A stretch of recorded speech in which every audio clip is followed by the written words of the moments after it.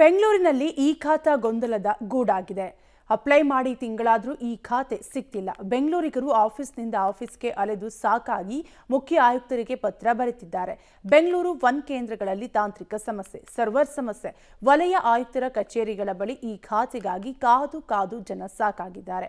ಈ ಕುರಿತ ಒಂದು ರಿಪೋರ್ಟ್ ಇಲ್ಲಿದೆ ನೋಡಿ. ಅಪ್ಲೈ ಮಾಡಿ ತಿಂಗಳಾದರೂ ಸಿಗದ ಈ ಖಾತಾ, ಕಚೇರಿಗಳಿಗೆ ಅಲೆದು ಮುಖ್ಯ ಆಯುಕ್ತರಿಗೆ ಪತ್ರ. ಬೆಂಗಳೂರು 1ಗಳಲ್ಲಿ ತಾಂತ್ರಿಕ ಸರ್ವರ್ ಸಮಸ್ಯೆ. ಬಿಬಿಎಂಪಿ ವ್ಯಾಪ್ತಿಯ ಆಸ್ತಿಗಳನ್ನ ಪಾಲಿಕೆ ಈ ಖಾತಾಗಳಾಗಿ ಪರಿವರ್ತನೆ ಮಾಡ್ತಿದೆ. ಈಗಾಗಲೇ 20 ಆಸ್ತಿಗಳನ್ನ ಈ ಖಾತಾ ಆಗಿ ಪರಿವರ್ತನೆ ಮಾಡಿದ್ದು ರೋಲ್ ಔಟ್ ಬಿಡುಗಡೆ ಮಾಡಿದೆ. ಖಾತೆಗಳನ್ನ ಡಿಜಿಟಲೀಕರಣ ಮಾಡಿದ್ದು ಆಸ್ತಿದಾರರು ಸಹಾಯಕ ಕಂದಾಯ ಕಚೇರಿಗಳಿಗೆ ತೆರಳಿ ಪರಿಶೀಲನೆ ಮಾಡಬಹುದು. ಈ ಖಾತಾಗಾಗಿ ಅಪ್ಲೈ ಮಾಡಬಹುದು. ಬೆಂಗಳೂರು 1ಗಳಲ್ಲೂ ಕೂಡ ಈ ಖಾತಾ ಸಿಗ್ತಾ ಇದೆ. ಆದ್ರೆ ಅಪ್ಲೈ ಮಾಡಿ ತಿಂಗಳಾದ್ರೂ ಕೂಡ ಪಶ್ಚಿಮ ವಲಯದ ಆಸ್ತಿದಾರರಿಗೆ ಈ ಖಾತಾ ಸಿಗ್ತಾ ಇಲ್ಲ. ವಾರ್ಡ್ ನಂಬರ್ 135 ನಮ್ಮ ಅಕ್ಕವ್ರದ್ದು ಒಂದು ಖಾತಾ ಅಪ್ಲೈ ಮಾಡಿದ್ದು ಈ ಸುತ್ತದ್ದು. ಕರೆಕ್ಟಾಗಿ 6ನೇ ತಾರೀಕು 11ನೇ ತಿಂಗಳು ಅಪ್ಲೈ ಮಾಡಿದ್ದು. ಇವಾಗ ಕರೆಕ್ಟಾಗಿ 6ನೇ ತಾರೀಕು 12ನೇ ತಿಂಗಳಾಗಿದೆ. ಇನ್ನೂ ಮೂವ್ ಮಾಡಿಲ್ಲ. ಪ್ಲಸ್ ಇನ್ನೊಂದು ಸಬು ಬೆಳ್ತಾರೆ, ಈಗ ಬನ್ನಿ ಆಗ ಬನ್ನಿ ಅಂತ ನಮ್ಗೆ ಹೇಳಿದ್ದು. ವಿತಿನ್ 3 to ಸಿಗುತ್ತೆ ಅಂತ ಹೇಳಿ 3 to 4 days ಸಿಗುತ್ತೆ ಅಂದರು. ಬಟ್ 1 month ಆಗಿದೆ ಸರ್, ಇನ್ನೂ ಅವ್ರ ಕಡೆಯಿಂದ ರಿಪ್ಲೈ ಇಲ್ಲ ಸರ್. ಅಮೌಂಟು ಅವರು ಒಂದೊಂದ್ಸಲ ಒಂದು ಹೇಳ್ತಾರೆ, ಆಮೇಲೆ ನೋಡೋಣ, ಆಮೇಲೆ ಸಿಕ್ಕಿ ಇಮೇಲ್ ಸಿಕ್ಕಿ ಅಂತ ರೀಸನ್ ಕೊಡ್ತಾ ಇದ್ದಾರೆ.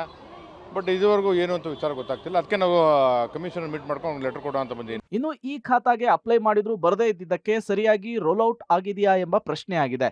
ಸಾರ್ವಜನಿಕರಿಗೆ ಈ ಖಾತಾ ಪಡೆಯುವುದರಲ್ಲಿ ಸ್ವಲ್ಪ ಗೊಂದಲ ಆಗ್ತಾ ಇದೆ. ಈ ಖಾತಾ ಪಡೆಯುವುದಕ್ಕಾಗ್ತಾ ಇರುವ ಸಮಸ್ಯೆಯ ಬಗ್ಗೆ ಕ್ರಮವನ್ನು ವಹಿಸಲಿಕ್ಕೆ ಮುಖ್ಯ ಆಯುಕ್ತರಿಗೂ ಕೂಡ ಪತ್ರವನ್ನು ಬರೆದಿದ್ದಾರೆ.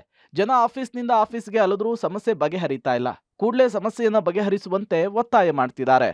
ಈ ಖಾತಾ ಅನ್ನೋದು ಏನಾಗಿದೆ, ಎಲೆಕ್ಟ್ರಾನಿಕ್ ಖಾತಾ ಅಷ್ಟೇ. ಈಗ ಇರೋ ಖಾತಾನೇ ಸೇಮ್ ಅದನ್ನೇ ಎಲೆಕ್ಟ್ರಾನಿಕ್ ಖಾತಾ ಅಂತ ಕೊಡ್ತಿದ್ದಾರೆ. ಅದಾಯಿತು ಅಂದರೆ ಈಗ ಏನು ಮಾಡಿದ್ದಾರೆ ಇವರು, ಫಸ್ಟು ಇರೋ ಡ್ರಾಫ್ಟನ್ನ ಏನಿರ್ತದೆ ಅಷ್ಟನ್ನೇ ಖಾತೆ ಇಶ್ಯೂ ಮಾಡ್ತಾಯಿದ್ದಾರೆ. ಇವರು ಬ್ಯಾಕ್ಗ್ರೌಂಡಲ್ಲಿ ಬೇಸ್ ಲೆವೆಲಲ್ಲಿ ವರ್ಕ್ ಮಾಡಿಲ್ಲ ಸರ್. ಡೈರೆಕ್ಟಾಗಿ ಮಾಡಬೇಕು, ಮಾಡಿದ್ದೀವಿ. ಎಲ್ಲ ಸರ್ವರ್ ಇಶ್ಯೂಸ್ ಇದೆ ಸರ್, ಮೇಜರಾಗಿ ಸರ್ವರ್ ಇಶ್ಯೂಸು. ಈಗ ಒಂದು ಪ್ರಾಪರ್ಟಿ ಬೈ ಮಾಡಿದ್ಮೇಲೆ ಅದನ್ನು ಖಾತೆ ಟ್ರಾನ್ಸ್ಫರ್ ಆಗಬೇಕಾದ್ರೆ ಈ ಖಾತೆ ಟ್ರಾನ್ಸ್ಫರ್ ಆಗ್ತಾ ಇಲ್ಲ. ಏನಿದೆ ಅಷ್ಟೇ ಬರ್ತಾ ಇದೆ.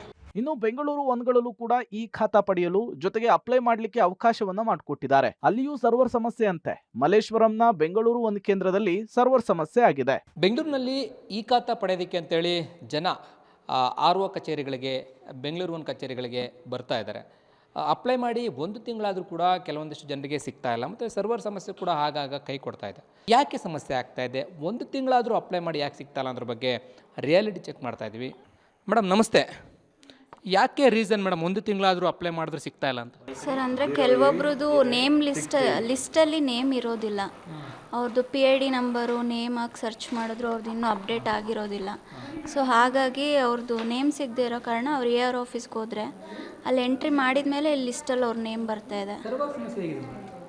ಸರ್ವರು ಕರೆಕ್ಟಾಗಿ ವರ್ಕ್ ಆಗ್ತಿತ್ತು. ಮೊನ್ನೆ ಮಾತ್ರ ಒಂದು 2 hours ಹೋಗಿತ್ತು 3:30ಇಂದ.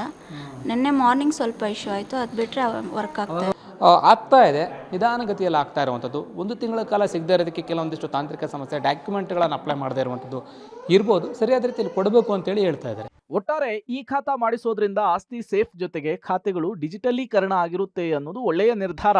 ಆದರೆ ತಿಂಗಳಾದರೂ ಈ ಖಾತಾ ಸಿಗದೇ ಇರೋದು ಜನರಿಗೆ ಸಮಸ್ಯೆ ಆಗ್ತಿದೆ.